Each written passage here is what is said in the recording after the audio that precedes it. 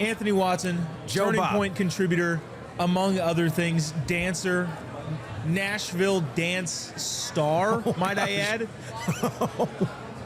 I was like, no one's supposed to know all that, but appreciate No it. one's supposed to know about it.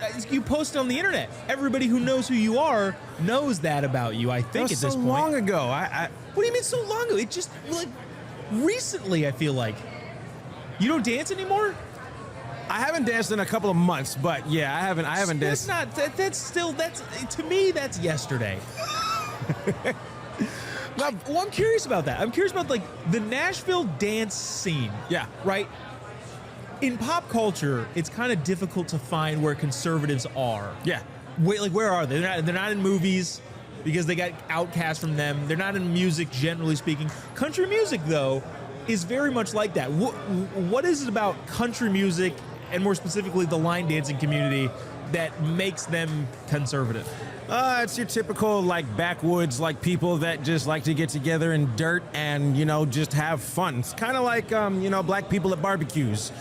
It's just at, dance halls, backyards, and any other place where you can just have an open space with, like, a lot of music. But, the community was a little hard for me to get into because I didn't know anybody, and I was very new. And when you're a new dancer that doesn't really know what he's doing, you have a lot of people that don't really take kindly to you being the new guy on the block until you can actually prove that you're someone worth dancing with. So, had to learn real quick, but from what I've seen so far, everybody there, minus like a couple of people that just like dancing libs, everyone else is like pretty conservative, pro-America and everything else, so that's why I like it. I am not a good line dancer by any stretch of the imagination. Okay, don't let Jobob fool you. I'm looking into that camera. No. Okay, this guy, I have done many shoots with him. When music comes on, he's got some motion. I didn't say dancing. I said line dancing specifically. I don't have the memory to like learn the dances. I know the electric slide and like the wobble. That's a line dance. No, I know. That's my limitations. What I'm saying is sometimes I'll go to a line dancing place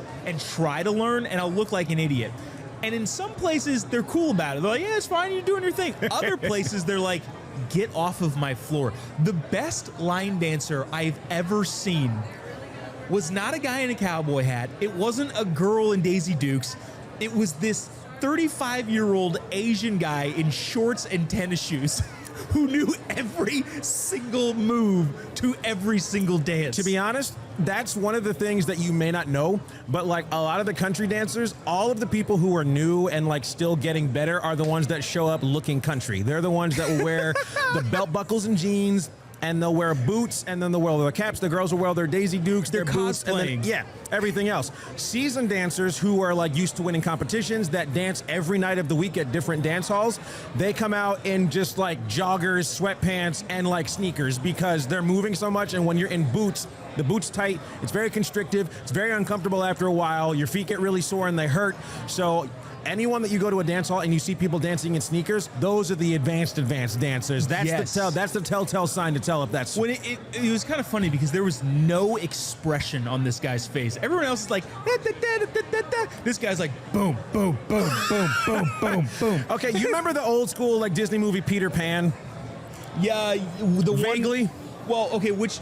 The cartoon. The cartoon. Yes, yeah, of course. You remember that part in the old school Peter Pan movie where the Indian chief is just bobbing like here, but then you look down, his feet are doing this, and he's doing it with a straight face? Yeah. Was that kind of what like that guy was looking like? Exactly what that guy was looking like. That guy's a serious dancer.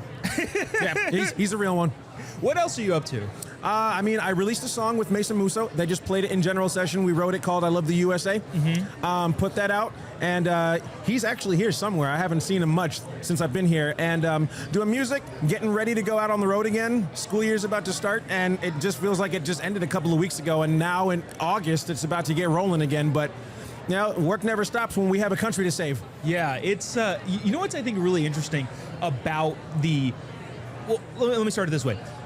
The music side, I'm super stoked that you guys are doing that because I want it to be more culturally acceptable for political commentators to release art.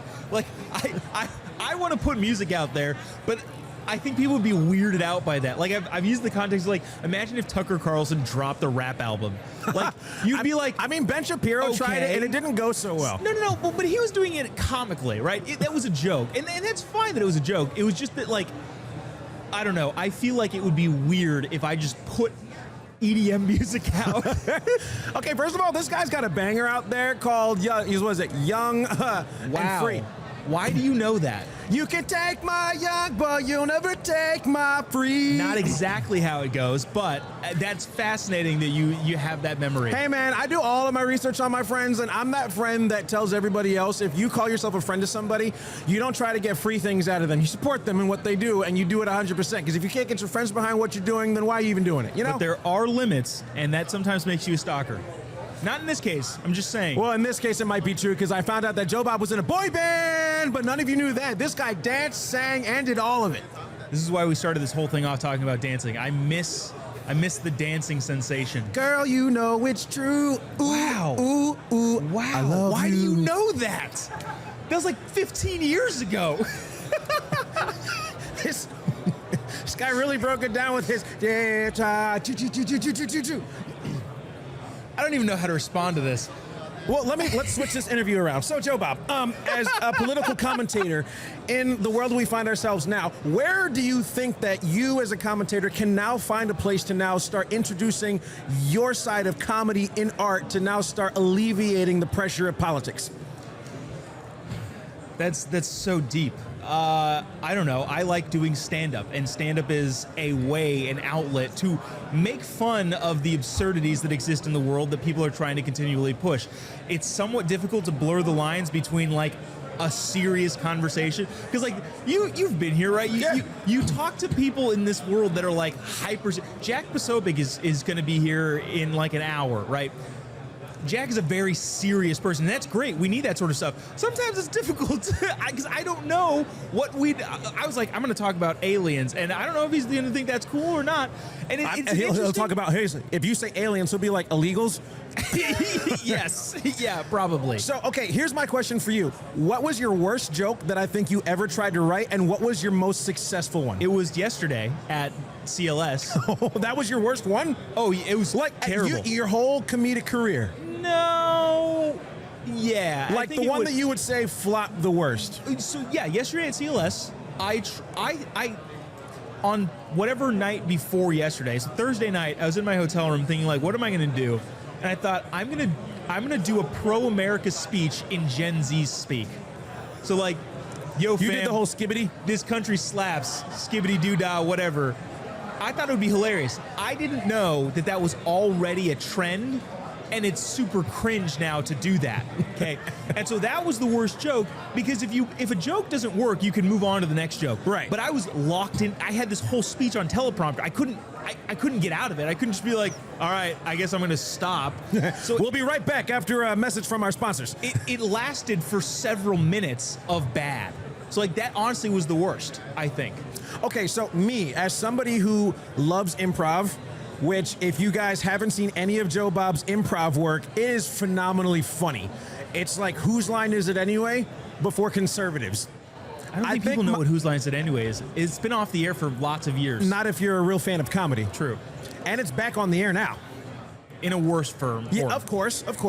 But this, I think my favorite thing that you did you come up with that thing when you were making a presidential campaign speech?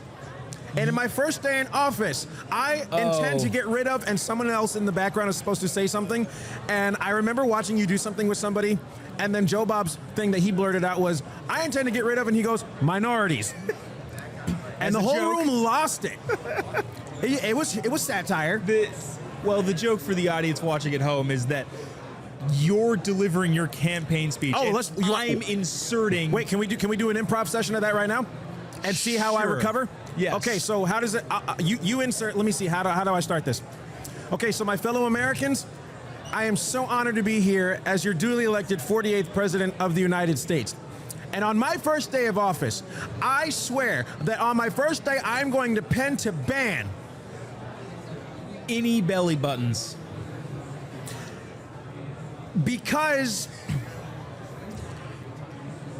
we will forever lose the contest of innies and outies. Everyone will just be smooth. And I plan to pass legislation that is now going to help this group of What's next? I don't know what comes next. I hope there's somebody walking by this right now going, what in the world are these idiots talking about? They're talking about innies and outies. Innies versus outies. Innies versus outies. By the but way, who needs them? Outies should go to federal prison. That's deport people with outie belly With buttons. outies. I was like, hi, you a citizen? Yeah. Nope. Not he's out. anymore. Dude, well, first of all, thanks for being here. As we wrap up, any final this is what I'm focusing on over the next couple months to a year. What's your new thing? I wouldn't say it's a new thing. I'm going to be doing the same thing, just in new places. So the message is simple. We're here as contributors to give something back to the community, and the community that we have here is students. This Student Action Summit, and without these students being a part of the next generation of people that are going to lead this country, without you being here to inform them, without me being here to help you inform them, I think that's kind of where things start to slide and slip off track. But my message is very simple, and the message that I want to take to everybody this year is that public effectiveness is only a byproduct of private devotion. What you are in private will affect what you are in public. And the two, if they're different, won't ever mesh or mix. And that's why we start having a lot of people who will say one thing, but then when the real them comes out, that's what either demolishes or it helps uplift the message that they want other people to believe. So it's just the simple message of mean what you say what you mean, do what's right, and do it wholeheartedly. This government only works for a moral and just society. Or unless you're black. It doesn't work. Anthony Watson, Turning Point contributor, thanks so much for joining us, man. Really appreciate it.